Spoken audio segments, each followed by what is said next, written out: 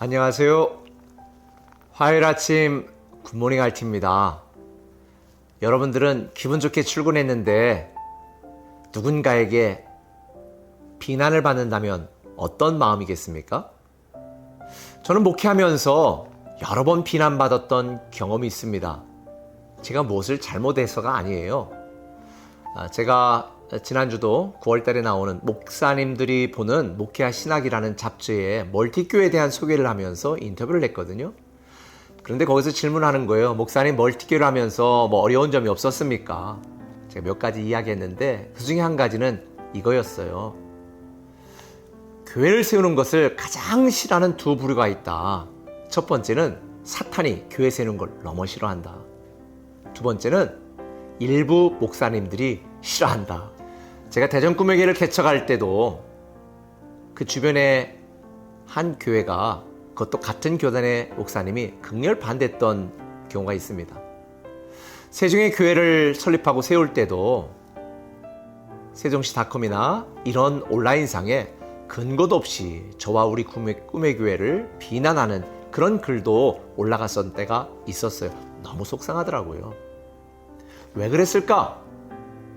아마 그분들은 제가 교회를 설립하고 그 근처에 가면 본인들의 교회가 피해를 받는다고 생각했을 것 같아요. 근데 여러분 생각해 보세요. 교회는 하나님 나라를 확장하는 것이고 바울의 고백처럼 어떻게 하든지 많은 사람들이 구원받고 하나님 나라 가게 하는 게 목적이지, 어떤 특정한 목사의 생계를 책임지거나 어떤 특정한 목사가 목회하는 그 교회만 잘 되는 걸 하나님은 원하지 않거든요.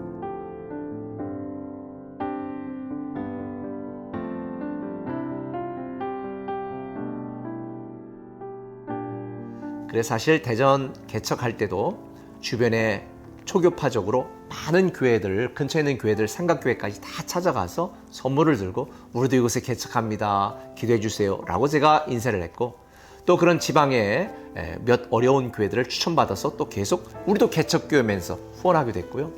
지금도 세종시에서 어려운 교회, 또 미자립교회, 삼각교회 기회가 될 때마다 우리가 섬기고 장학금도 주고 하는 것도 바로 이런 마음을 함께 나누기 위해서입니다. 사실 우리는 선한 일을 행하고 또 믿음으로 살려고 애쓰지만 우리의 그런 마음과 생각과는 다르게 많은 비난을 받을 때도 있고 시기 질투를 받을 때도 있습니다.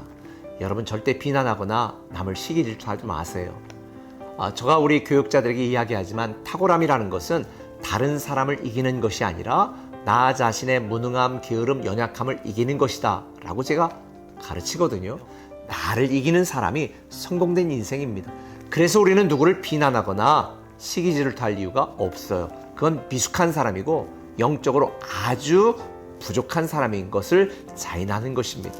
그런데 오늘 본문에 보니까 5절에 그러나 유대인들은 시기하여 저자의 어떤 불량한 사람들을 데리고 때를 지어 성을 소동하게 하여 야손의 집에 침입하여 그들을 백성에게 끌어내려고 찾았다. 무슨 소리냐면 데살로니가에 가서 복음을 전하는 이 바울과 실라를 보고 유대인 지도자들이 시기 질투하여, 오늘날로 말하면 조폭들을 데리고 가서 소동을 일으키고 비난하는 것입니다. 뭐라고 비난했는 줄 아세요? 이들은 6절에 소리질러 이르되 천하를 어지럽게 하는 이 사람들이 여기에 왔다. 천하를 어지럽히는 사람들이다 라고 비난을 합니다. 그들 입장에서 볼 때는 자기들의 편안하고 안정된 삶을 위협하는 그런 사람들이기에 그렇게 표현할 수가 있겠죠. 그런데 세상 사람들이 생각하는, 유대인들이 생각하는 이 천하를 어지럽히는 자들이라는 비난을 영적으로 성도 입장에서 하나님 편에서 보면요, 최고의 찬사입니다. 그리스도인이라는 표현도 우리가 말씀을 나누면서 여러분에게 이야기 드렸지만 예수쟁이라고 하는 비난하는 말이거든요. 세상 사람들은 저놈들은 예수쟁이야, 예수 같은 놈들이야 라고 말했지만 주님 편에서 보실 때는 최고의 찬사였습니다. 여러분 직장에서 같이 술을 마시고 어울리는 그 세상 모임에서 한 상사가 여러분이 교회 다니는 걸 알아. 그런데 그분이 이렇게 말하는 거야. 김 과장은 교회 다니는데도 역시 우리랑 잘 어울려. 사람 너무 좋아. 역시 그래야지. 이것은 그분을 칭찬하는 것이 아니라 사실은 욕되게 하는 것입니다. 예수 믿는 그리스도인이 믿지 않는 사람들과 너무 잘 어울리고 조금 더 다를 바가 없다? 칭찬이 아니에요. 저는 여러분들이 사람들의 평가에 연연하지 않고 하나님의 평가를 기대하며 살아가는 여러분 되었으면 좋겠습니다. 이제 바울이 이곳에서 쫓겨났습니다. 조폭들이 와서 난동을 피니까 베레아 라는 곳으로 몸을 피신했는데 그곳에 가서도 바울은 또 복음을 전하죠. 이 11절에 보니까 베레아에 있는 사람들은 데살로니가에 있는 사람들보다 더 너그러워서 간절한 마음으로 말씀을 받고 이것이 그러한가요? 날마다 성경을 상고했다라고 말합니다.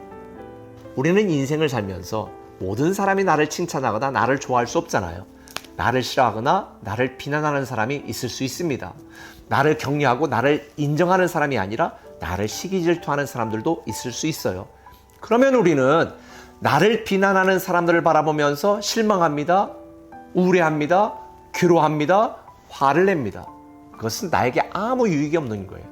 오히려 우리 주변에 다 그런다 할지라도 이 베레아 사람들처럼 말씀을 듣고 말씀을 수용하고 나에게 호의적인 사람들이 있거든요. 그러니 여러분 인생 속에서 여러분에게 호의적이고 여러분에게 힘이 되고 여러분을 위한 이런 사람들을 생각하면서 감사한 마음으로 살아가야 됩니다. 사실 우리가 인생을 살면서 모든 게 잘 될 수만은 없잖아요. 신앙적으로도 마찬가지예요. 때로는 안 될 수 있어요. 어려울 때 있어요. 괴로울 때 있어요.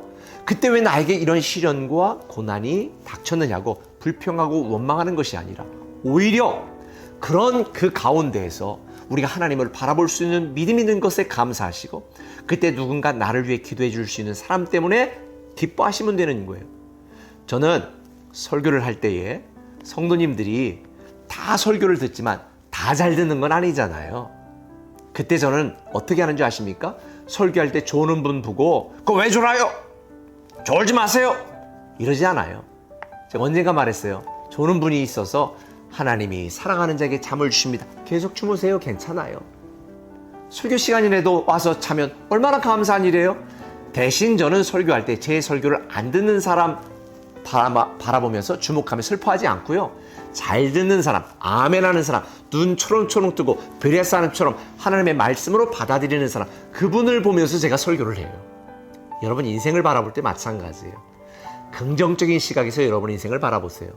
없는 것, 잃어버린 것 때문에 괴로워하고 분노하고 불평하고 원망하지 마시고 아직 남아있는 것, 아직 내가 붙들고 함께 할 수 있는 것 때문에 감사할 수 있는 여러분 되었으면 좋겠어요. 영적인 시각으로 여러분의 인생을 바라보면서 범사에 감사하는 믿음의 삶을 사시기를 바랍니다. 그래서 감사 노트가 중요한 거예요. 감사 노트 안 쓰셨던 분들 오늘부터 다시 한번 시작해 보세요. 매일의 감사로 여러분의 삶을 새롭게 만드시고 인생을 부정적인 면 바라보며 우려하지 마시고 긍정적인 믿음으로 미래를 바라보며 희망차게 다시 시작하시기를 예수님의 이름으로 축원합니다. 기도하겠습니다. 하나님, 우리가 인생을 살면서 우리를 비난할 때 또 우리를 시기 질투하는 사람들이 있을 때 괴로워하지 말게 하시고 그 사람들의 평가와 그 사람들의 의견과 그 사람들의 주장에 주목하며 우려하지 말게 하시고 우리를 천하보다 더 귀하게 여기시고 우리를 사랑하시고 우리를 위하시는 또 지금도 나를 위해 기도하는 사람들을 생각하면서 버티고 견디고 이겨내면서 우리가 살아갈 수 있는 범사에 감사할 수 있는 성도들 되게 하여 주옵소서. 오늘도 직장에서 또 가정에서 내 마음에 들지 않지만 또 나와 함께하는 그 사람들의 장점과 또 함께 해주는 그 사랑을 생각하면서 감사의 말, 감사의 생각으로 우리가 주님처럼 긍정적인 시각으로 세상을 바라보며 오늘도 버티고 견디고 이기며 행복하게 살아갈 수 있게 하여 주옵소서. 예수님의 이름으로 기도합니다. 아멘. 주여 우린 넘어집니다. 오늘 하루도 실수합니다. 그래서 우리는 주의 긍휼을 구하는 죄인입니다. 우리 주만 바라봅니다. 한없는 주님의 은혜, 한없는